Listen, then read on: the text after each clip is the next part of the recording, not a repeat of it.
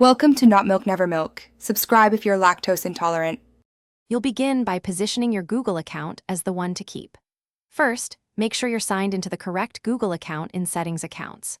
Once done, open Settings, go to Apps, then locate Contacts or Default Apps. This is where Android decides which contact source to use. You're doing this now to avoid juggling accounts later. Make sure sync is enabled so Google can replace local-only entries. Now move to change the default contact storage and app behavior. Next, set Google as the default contact source. In the Contacts app, open its settings, then Accounts, and tap your Google account. Turn on Contacts Sync.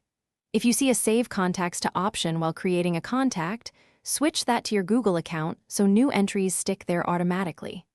Alternatively, go back to Settings App's Default Apps and ensure the Contacts app points to Google Contacts. This aligns new saves and sync behavior so your contacts live in Google, not locally. Finish by moving any local-only contacts into Google.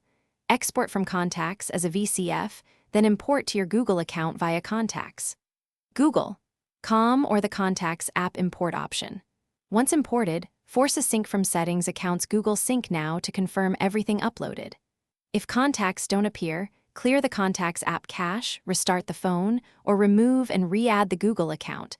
This resolves most sync glitches. If a specific contact still saves locally, double-check. Thanks for watching. If this was helpful, leave a like and consider subscribing. See you next time.